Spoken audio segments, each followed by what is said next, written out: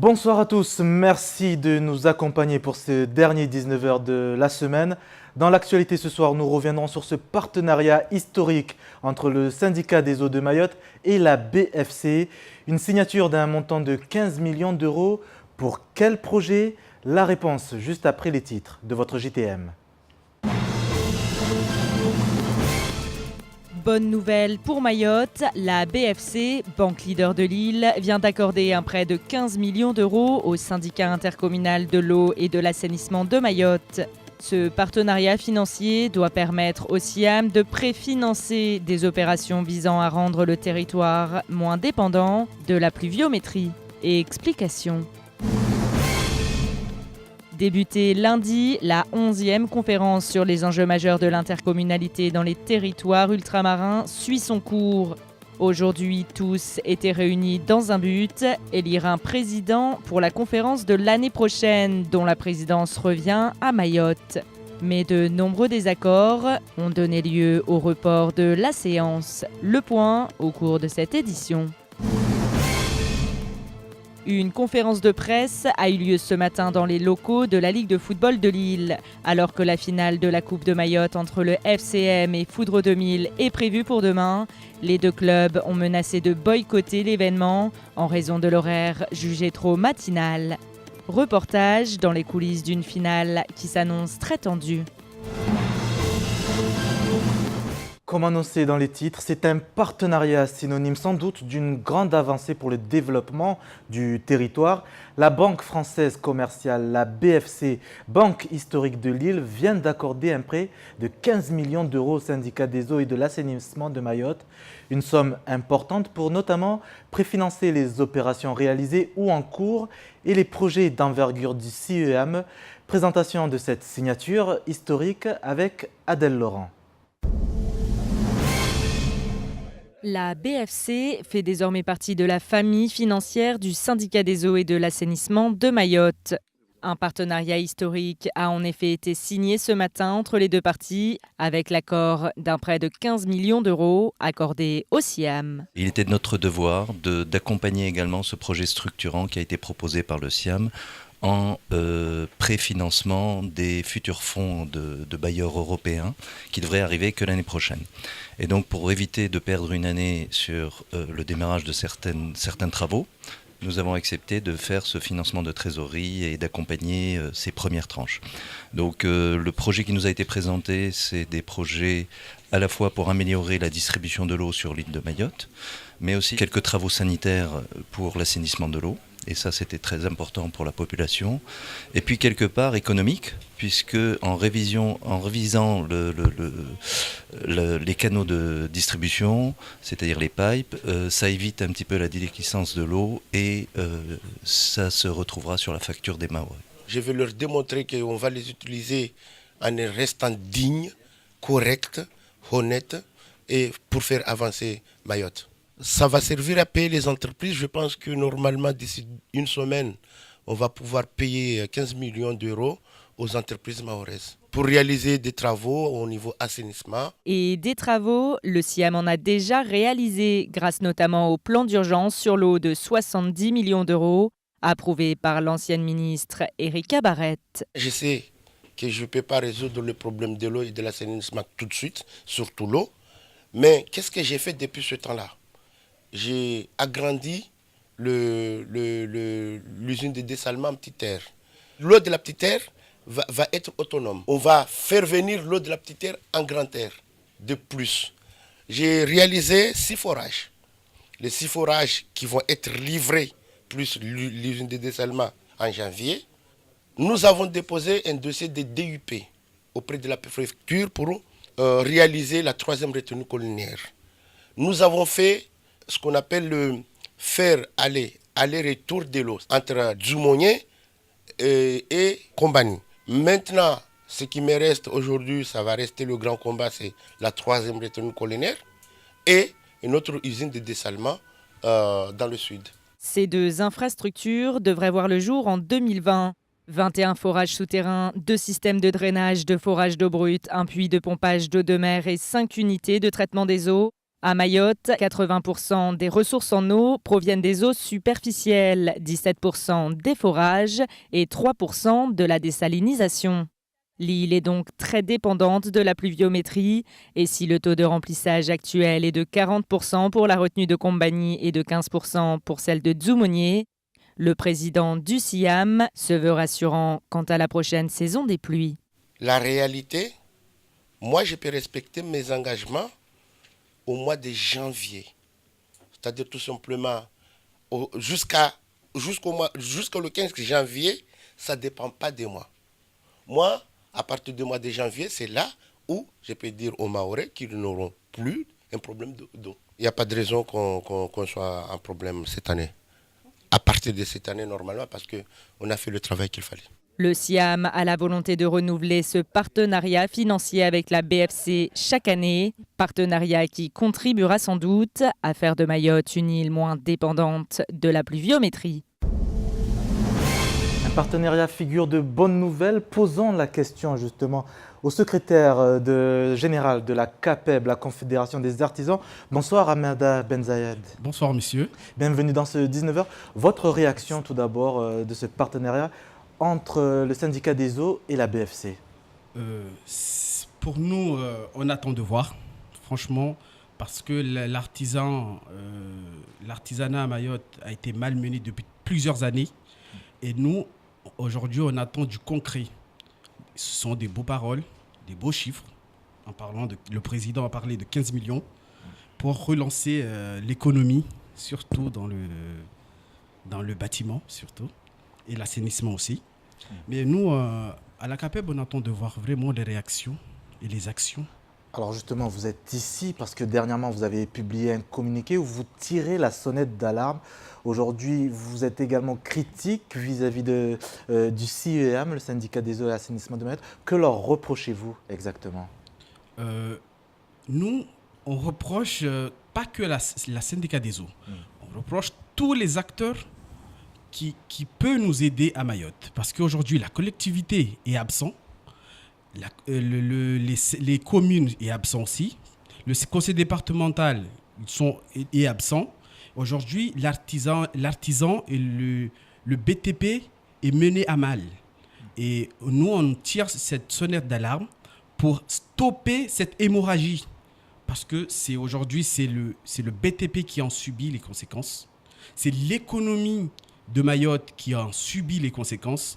Et nous, aujourd'hui, on a profité de cette occasion. À plusieurs reprises, on voit ces dernières semaines, voire derniers mois, les coupures d'eau à répétitif. Je pense, je touche directement aux concernés, le syndicat des eaux et les CMAE, le SOGEA anciennement. Voilà. Et je pense que c'est eux les premiers qu'il faut interpeller. Parce qu'aujourd'hui, le président nous a bien dit qu'il y a des financements. Il a signé une convention avec la BFC aujourd'hui. C'est une bonne chose, mais on attend de voir. Est-ce que c'est pour des paiements de nos factures ou bien ce sont de l'argent pour injecter dans le fonctionnement de leur structure aussi? Parce qu'on voit beaucoup ce genre de pratiques se font à Mayotte. Aujourd'hui, combien d'adhérents compte votre confédération? Présentez-nous en quelques mots votre confédération à Mayotte. En quelques mots, la CAPEB, c'est la confédération de l'artisanat et petites entreprises du bâtiment. C'est un syndicat de patronat surtout, qui a été créé en 1997 par M. Souleymana Di-Raïs, aujourd'hui le président du CMA, qui a pu créer cette structure à Mayotte. Aujourd'hui, elle est menée par en tant que président, M. Madi Abdillah, avec un conseil d'administration et un bureau qui propose des actions et qui ont des objectifs bien précis. Aujourd'hui, on demande au pouvoir public, aux collectivités de nous aider pour subvenir à nos besoins. Parce que nous aussi, en tant qu'artisans, on est père de famille, mère de famille pour certaines. On a besoin d'accompagnement parce qu'aujourd'hui, on voit que l'artisanat est malmené. Pas de commandes du tout, de commandes publiques, pas de chantier. Vous voyez, au bord de la route, vous voyez très bien, il n'y a pas de chantier, il y a pas de chantier pour les artisans. Aujourd'hui, là, il y a une grande chantier de la CMA, de la caisse, caisse de sécurité sociale qui a été construite derrière moi sur la route de Kaweni, mais pas d'artisans mahorais dedans. Et comment vous vivez cette situation? On le vit très très mal. À quel point? Très très mal à un point jusqu'à dernièrement, il y a quelques mois de cela, la CAPEB avait décidé de descendre sur la route parce qu'on avait dit ça suffit de malmener l'artisan à Mayotte. On a eu le soutien du président du CMA, on a eu le soutien de tous nos artisans et adhérents, parce qu'aujourd'hui la CAPEB, elle est constituée de 70 artisans. C'est une force pour nous. Pour nous, en parlant de chiffres, 70, mais c'est beaucoup. Nous, on peut dire on est le numéro 1 à Mayotte en tant que syndicat patronat, parce qu'on regroupe beaucoup de petites entreprises et j'estime qu'on doit être respecté. Juste un mot, un petit renseignement. Est-ce que des artisans ont fermé boutique ou risquent de fermer boutique? Vous avez rencontré ce type d'artisans ou pas encore? Si, on a les chiffres sont là. C'est vrai, il y a beaucoup qui sont en veille, mais ils sont presque morts parce qu'aujourd'hui, en venant ici, j'ai rencontré un ami artisan, un chef d'entreprise dans le BTP qui était en train de vendre des ananas au bord de la route. C'est pas rigolo, mais il faut en arriver là pour subvenir à ses besoins. Aujourd'hui, que comptez-vous faire? Interpeller le gouvernement, surtout, sur toutes les problématiques que nous rencontrons. Parce que nous aussi, on a interpellé notre syndicat national, la CAPEB nationale, sur nos problématiques. Et je pense on va mener des actions assez rapidement, pas forcément sur les routes, mais auprès de nos autorités, auprès de nos pouvoirs publics, pour qu'on puisse construire Mayotte. Parce que c'est grâce à ces artisans qu'on a pu construire Mayotte. Aujourd'hui, on a des problèmes de construction, de rénovation des écoles. Nous, à la CAPEB, on est prêts à travailler avec la commune, avec le département, pour construire Mayotte. Merci Benzayed Hamada d'être passé par ce 19h. Je rappelle, vous êtes le secrétaire général de la CAPEB 976. Ce vendredi, le directeur de la DAF, la direction de l'alimentation, de l'agriculture et de la forêt de Mayotte, était l'invité de la matinale de Kwezi et pour cause, par arrêté préfectoral, la commercialisation des tomates produites à Mayotte sera désormais mise sous surveillance, une mesure qui fait suite à des résultats d'analyse démontrant que certains producteurs locaux ont recours à un insecticide, le diméthoate, dont l'utilisation prohibée en France. Dangereux pour la santé, le produit est utilisé sur le territoire dans des proportions dépassant l'entendement. La réaction de Jean-Michel Bergès. Le diméthoate était encore autorisé en 2016, même en Europe. Il était utilisé notamment sur les cerises, puisque c'était un des insecticides qui était efficace.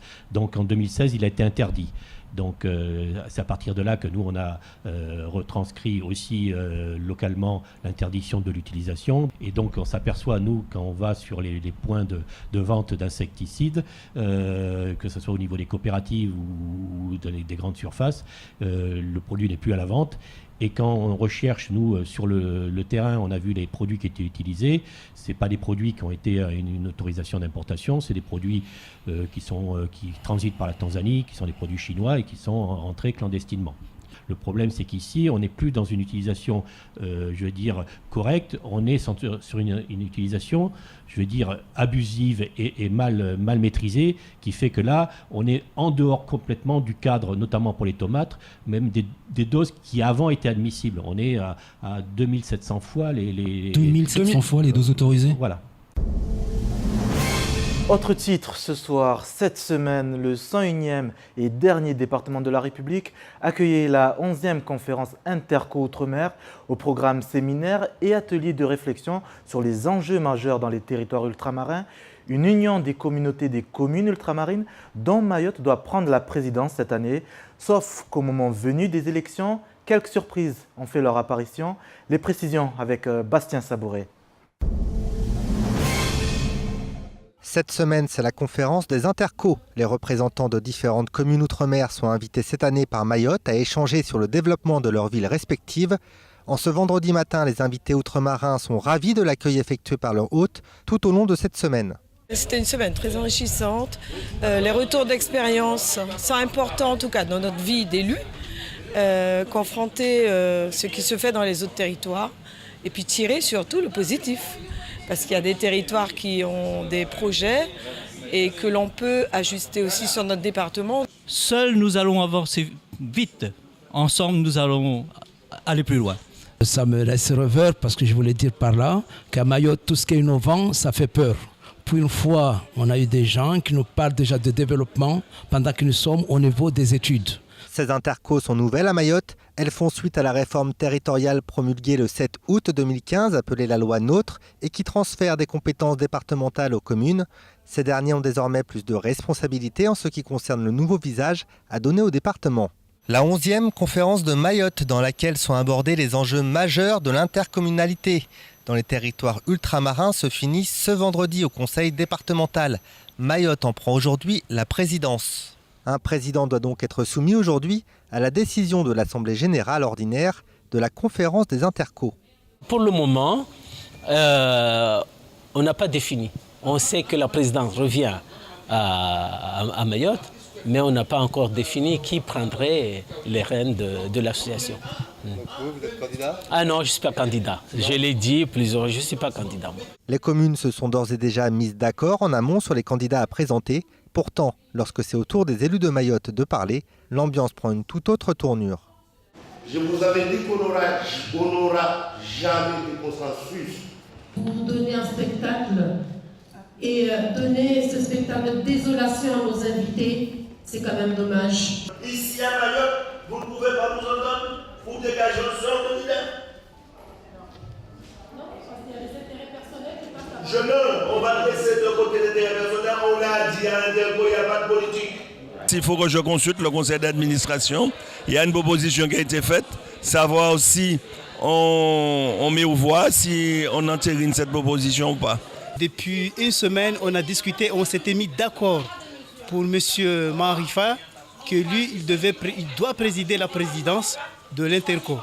Maintenant, il y a une seule personne, le président du syndicat des eaux, qui insiste absolument que ce soit son délégué, alors que lui, il était présent, on s'était bien mis d'accord. 7 ont voté pour M. Ibrahim Maharifa et 3 ont voté pour M. Rama. Donc le choix des Mahorais a été fait clairement de façon démocratique par un sénateur de Mayotte. Une suspension de séance a été demandée par M. Eugène Larcher, l'actuel président des intercommunalités, et c'est après une quinzaine de minutes de négociation que la séance reprend. Vous mettez de l'huile sur le feu, on n'a jamais opéré ainsi, pourquoi voulez-vous qu'on commence? Il n'y a pas eu de consensus entre les Mahorais, alors l'élection du président est reportée à une date ultérieure. En tout cas, nous espérons que ça se fera avant la fin de l'année. Là, le président a dit qu'il suspend le poste pendant 1 mois et nous allons nous retrouver en conseil d'administration parce qu'il ne souhaite pas prendre une décision très hâtive et que j'espère que d'ici 1 mois, on fera fonctionner la démocratie comme on l'a fait fonctionner lorsque nous sommes retrouvés à la mairie de Mamoudzou dimanche dernier. Mayotte est désormais à la tête des intercommunalités, mais le siège restera vide si les élus n'arrivent pas à se mettre d'accord. Espérons qu'ils réussissent à s'entendre pour l'intérêt général du territoire.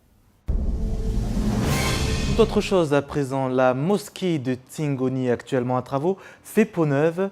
Classé monument historique national, son minaret va prochainement être restauré. C'est dans ce cadre que la municipalité, en partenariat notamment avec le vice-rectorat et la direction des affaires culturelles, ont décidé de créer une œuvre temporaire sur une bâche.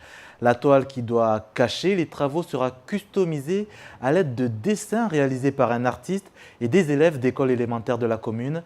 Présentation du projet avec Pierre Bellucci et Leslie Vimenet.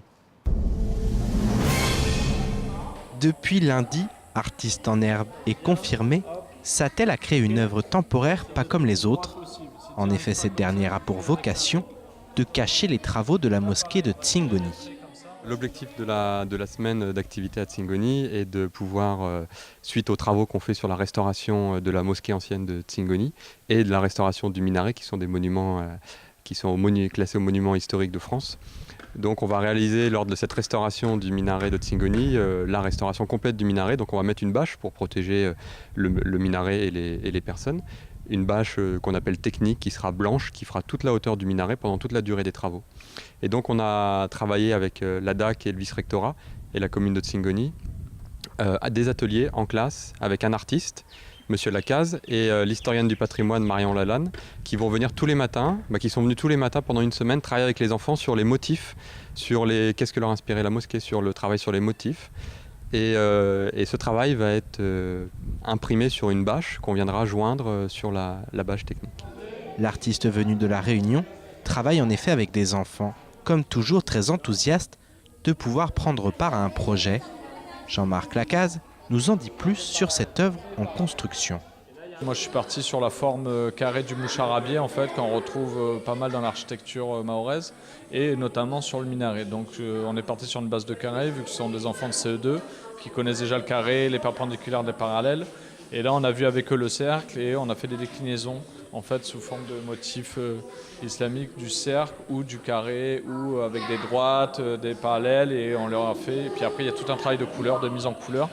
Et moi après je vais prendre tous les dessins, les scanner, les numériser et faire une composition numérique en vue de la bâche qui va être imprimée, d'une bâche qui va être imprimée pour cacher les travaux. Donc on va faire une bâche ornementale avec différents motifs que les enfants auront créés, ils auront colorisé eux-mêmes.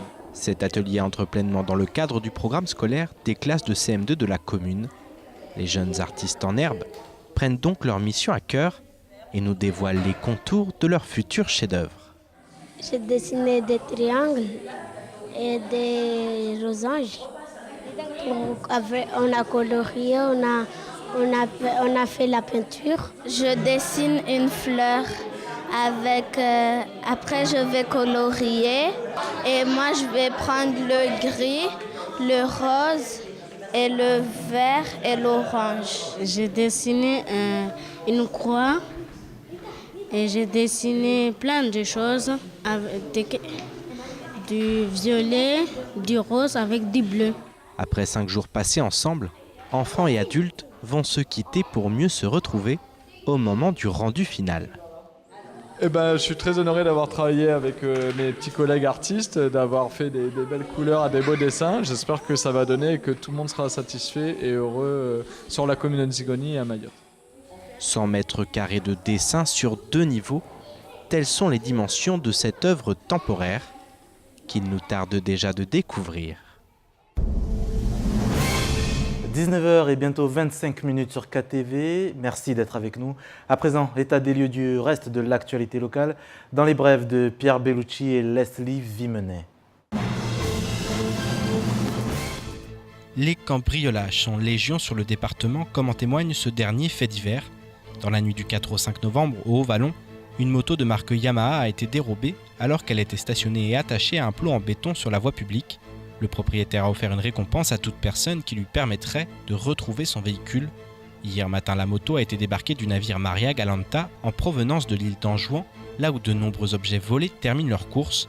Les autorités du département tentent de combattre ce trafic, mais cela s'avère très compliqué sans la coopération du pays voisin. À Sima, par exemple, une grande maison sur plusieurs niveaux propose des motos, des scooters, des écrans plats, des ordinateurs, des téléphones, et sur les étiquettes prix, le commerçant inscrit provenance Mayotte. De quoi confirmer l'adage, affirmant que lorsqu'il y a de la gêne, il n'y a pas de plaisir. Depuis 13h, le département est placé en vigilance orage. En début d'après-midi, de fortes pluies ainsi que de nombreux impacts de foudre se sont abattus sur l'extrême sud. Il est ainsi tombé plus de 50 mm d'eau en 2 heures à Mzouazia. La vigilance va se poursuivre jusqu'à demain, avec une matinée qui devrait être animée par un gros orage couvrant l'ensemble du territoire. Comme l'avait annoncé Météo France il y a plusieurs semaines, cette deuxième quinzaine de novembre rime avec les premières pluies de saison. Suite à cette vigilance, la préfecture a tenu à rappeler les conseils de comportement en cas d'orage.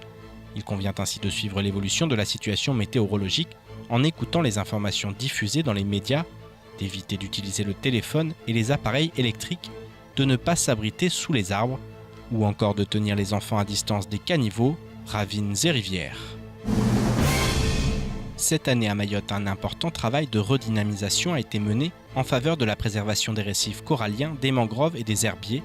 Le travail effectué par les acteurs du milieu marin de Mayotte a permis de dégager une 50aine d'actions nécessaires à réaliser d'ici 2020 afin d'améliorer, de préserver et de gérer durablement ces écosystèmes. L'élaboration du plan d'action IFRE-Corps Mayotte sera d'ailleurs déclinée en bilan annuel. Ce document a été rédigé en cohérence avec les documents de planification et de gestion déjà existants, tels que le plan de gestion du parc naturel marin, la stratégie biodiversité pour le développement durable de Mayotte, les plans nationaux d'action en faveur des tortues marines et du dugong, ou encore le plan de gestion de la réserve naturelle nationale de l'îlot Mbouzi. En football, le dernier acte de la saison locale aura bien lieu. Demain à Kanikeli, une finale de Coupe de Mayotte finalement programmée en début d'après-midi à 13h. Mécontent de l'horaire de départ, ce vendredi, les clubs du Football Club de Ntsapéré et Foudre 2000 de Dzoumogné ont menacé de ne pas participer à la rencontre si elle était maintenue à 10h du matin. Le récit d'une folle journée dans ce reportage de Leslie Vimenet. À la veille du choc tant attendu, les délégations du Football Club de Ntsapéré et Foudre 2000 de Dzoumogné se présentent devant les journalistes lors d'une conférence de presse. Mais la finale de la Coupe de Mayotte pourrait bien tomber à l'eau. La raison, un horaire de match trop matinal pour les deux clubs. Nous, d'emblée, on a refusé de participer par rapport à l'heure qui a été décidée. Donc on maintient et on ne changera pas d'avis là-dessus. Stratégiquement, on peut pas suivre parce que nous, il faut qu'on prépare à manger le matin et les joueurs mangent à quelle heure, digèrent à quelle heure et puis on répare à quelle heure et les protocoles, tout ça. Est-ce que nous, on aura les moyens de tout ça? C'est impossible pour nous. 10 heures pour un match de football au sud de l'île, impossible pour les Diables Rouges, difficile également du côté des nordistes de Dzoumogné. Il y a pas mal de joueurs qui pourraient être absents si elle a eu lieu. Et aussi parce que simplement ils travaillent, parce que sachant que le samedi c'est un jour ouvrable de la semaine. Donc il y a des gens qui sont des obligations professionnelles. Donc ils ne pourront pas aujourd'hui, parce qu'en plus c'est la dernière minute, de poser jour de congé pour participer à cette rencontre. Une heure fixée et décidée par la préfecture suite aux derniers événements de violence entre les supporters des deux villages. Les deux équipes ont tout de même l'espoir de voir les lignes bouger. J'ai un espoir, oui, bien sûr, parce qu'on s'est préparé toute la saison pour ça. Donc, si vraiment, dès le moment où on dit qu'on ne joue pas, on sera très déçu. Hein. La balle est dans le camp des institutions. Pour la Ligue mahoraise de football, il s'agit d'une course contre la montre pour sauver l'événement. En début d'après-midi, réunion de crise avec les services de l'État. Résultat final, la rencontre se tiendra ce samedi à 13h. On s'est mis d'accord tous ensemble sur la prise de conscience générale à avoir sur les responsabilités des uns et des autres en cas de trouble et surtout sur la nécessité de... Voilà, donc du coup on s'est convenu et merci à la préfecture, au sous-préfet, aux gendarmes et à toutes les personnes qui ont pris part à la réunion. Donc il en ressort qu'on fera donc la finale du football civil à 13h. Un soulagement pour la planète football. Le dernier acte de la saison 2017 sera bien célébré demain à Kanikeli. L'occasion de terminer l'année sur une note positive. Bonsoir Pierre Bellucci. Bonsoir Sony, bonsoir à tous. Hashtag que retenir d'une actualité d'une semaine, une fois de plus, bien chargée. Oui, rapidement Sony, on est très en retard. Déjà, retenir les mots de Mansour Kamardine. Il est venu commenter l'actualité lundi et il a notamment parlé du statut de Mayotte par rapport aux propos qui ont été tenus par le président de la République. Dans l'actualité également, il y a eu ce parcours de santé qui a été inauguré et puis cette opération de police à Kaweni. Je vous propose de regarder un florilège de réactions par rapport à ces trois sujets. Les Mahorais sont très satisfaits de leur départementalisation. C'était le rêve de plusieurs générations. La vraie question que le président de la République ne s'est pas posée est-ce que l'État a fait ce qu'il fallait, assumer ses responsabilités vis-à-vis de Mayotte? Et là, naturellement, les Mahorais lui répondent massivement non. Il y a à Paris, depuis toujours, il ne faut pas croire qu'il y a ceux qui disent, moi compris, j'étais de ceux qui pensaient que maintenant qu'on était département, tout était définitivement acquis sur cette question-là et qu'il n'y avait plus de risque. Je crois que nous faisons une erreur monumentale. Il faut continuer à rester vigilant comme l'ont fait les anciens, parce que la question de la départementalisation est une question qui suscite encore débat, notamment aux plus hautes sphères de l'État. Nous avons une réelle problématique avec ces chiens à demi-sauvages qui sont souvent utilisés par les délinquants pour terroriser les populations, notamment la nuit, et commettre des agressions. Ces chiens, en journée, sont parqués dans des conditions innommables dans des chenils clandestins. Ce matin, nous avions identifié 2 chenils, ce qui nous a permis la capture d'une dizaine de chiens. Vous savez, aujourd'hui, il y a une philosophie qui est de se dire pourquoi pas un Central Park à Mayotte. Donc on peut dire que c'est tout au début. Nous avons le parc Mahabou, mais également le parc Coconi qui mérite qu'on s'y intéresse, qui mérite d'être aménagé pour répondre aux attentes aussi bien aux sportifs que de loisirs des ménages mahorais. Allez, très vite, comme on l'a dit, on est en retard. Pierre, début de semaine, on a reçu Mansour Kamardine, très offensif à l'égard de l'État. Il veut rester français avec Mayotte.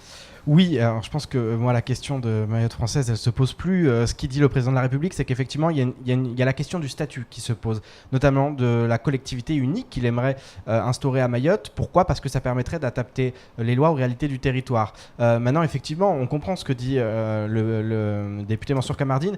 Pourquoi ? Parce qu'il y a eu cette feuille de route qui a quand même semé le trouble. Elle a semé le trouble et aussi elle a démontré qu'il y avait proches du président de la République, des pro-comoriens qui effectivement, eux, réclament sûrement Mayotte comorienne. Alors ça ne veut pas dire qu'il les suit, mais en tout cas, ils se posent des questions. Et effectivement, on voit qu'il y a un vrai problème dans de nombreux niveaux, qui a besoin d'une coopération régionale. Et cette feuille de route, effectivement, elle a jeté le trouble. Et maintenant, lorsqu'il tient ces propos-là, forcément, ils sont interprétés. Je pense que Mayotte française, il n'y a vraiment pas de débat. La départementalisation non plus. C'est vrai qu'elle a ancré encore plus Mayotte dans la nation française, mais je pense que si demain on passe à une collectivité unique parce qu'effectivement elle permet plus d'adapter les lois aux réalités, il n'y a pas de problème à ça. Maintenant c'est tout un processus législatif, ça ne se fera pas demain. Donc voilà, je pense que c'était une idée du président qui surtout voulait dire on a un problème entre les lois et les réalités du territoire, et ça c'est une réalité. En parlant de loi, toute autre chose, dans le département, avec cette opération policière qui s'est déroulée, ce nouveau combat, cette lutte contre l'élevage de chiens de combat. Oui, élevage de chiens de combat, il y a ça, et puis effectivement il y a cette opération sur un terrain où depuis plusieurs jours, plusieurs semaines, les policiers sont malmenés. Il y a eu des blessés à Kaweni, notamment aux abords des établissements scolaires.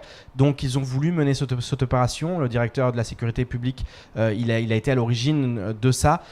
Aussi pour, j'allais dire, galvaniser ses troupes, parce qu'il y a eu aussi des tensions au sein du commissariat, entre notamment l'UNSA, qui n'était pas tout à fait d'accord avec une décision prise par le commissaire de police, monsieur Philippe Josse. Donc voilà, je pense que ça a permis aussi de montrer le travail qui est mené par les policiers, de les mettre en valeur sur une opération où il y a eu 27 personnes étrangères en situation irrégulière qui ont été arrêtées, et puis ces chiens effectivement avec cette affaire de maltraitance et des chiens qui sont entraînés au combat. On a eu aujourd'hui une attestation du vétérinaire qui fait état de sévices graves allant jusqu'au viol sur l'une des chiennes. Donc c'est terrible, ça en dit long sur la violence, la délinquance et ce processus de ces jeunes qui sont complètement déstructurés et qui n'ont pas de limite, qui n'ont plus de limite. Donc voilà, c'est tout ça. C'était une opération, je pense qu'il fallait mettre en valeur, parce qu'il faut aussi mettre en valeur ces forces de sécurité qui ne cessent de réclamer plus de moyens matériels, humains, et qui sont souvent malmenés sur le terrain. Là, voilà, ils y sont allés en force et ils ont montré qu'il n'y a pas de zone de non-droit. Opération effectivement réussie pour nos policiers. Autre opération réussie, c'est cette inauguration du nouveau parcours de santé qui sera du côté de Mahabou à Mamoudzou. Oui, alors j'entends déjà les uns et les autres qui vont dire oui, ce parcours de santé, et qui l'ont dit sur les réseaux sociaux notamment. Qu'en est-il de la sécurité ? Le conseil départemental a mis un nouveau portail. Le parc Mahabou ne sera plus ouvert comme il l'était avant, 7 jours sur 7, 24 heures sur 24. Il y aura des horaires d'ouverture, il sera fermé la nuit. Alors vous me direz qu'il y a eu aussi des faits de violence, notamment des viols à la Pointe Mahabou en pleine journée, c'est vrai. Maintenant on se dit que s'il y a beaucoup de personnes justement qui occupent ce parc et qui finalement, de par leur présence, font partir les personnes qui voudraient leur nuire ou qui sont à l'origine de la délinquance, je pense que non, ça peut être un parc qui fonctionne. Il ne faut pas se dire toujours que ça ne va pas fonctionner à Mayotte. Ça peut fonctionner si effectivement il y a un entretien, si effectivement il y a un minimum de sécurité, et puis si c'est entretenu, puis si tout le monde y met du sien, et puis aussi de grands projets, on le voit, stade notamment de Cavani, de Tsunzu, on en a parlé cette semaine, de Tsunzu 1, et puis aussi ce projet comme l'a expliqué Raïssa Andoum, de Central Park, qui aussi est en discussion, donc c'est bien, ça avance aussi, il faut le dire, il y a du positif. Du positif, effectivement. Voilà ce qu'il fallait retenir de l'actualité cette semaine dans notre département. Merci de votre fidélité. Fin de ce journal. Dans un instant, la météo de votre île. Soyez prudents. Vigilance orage annoncée par Météo France. Plus de précisions avec Alexandra Marouane. Retour de l'information sur Kwezi. Lundi 6h, les tontons flingueurs de la matinale pour un décryptage de l'actualité locale. Je vous retrouve à 19h pour un nouveau JTM. Belle soirée à tous sur Kwezi.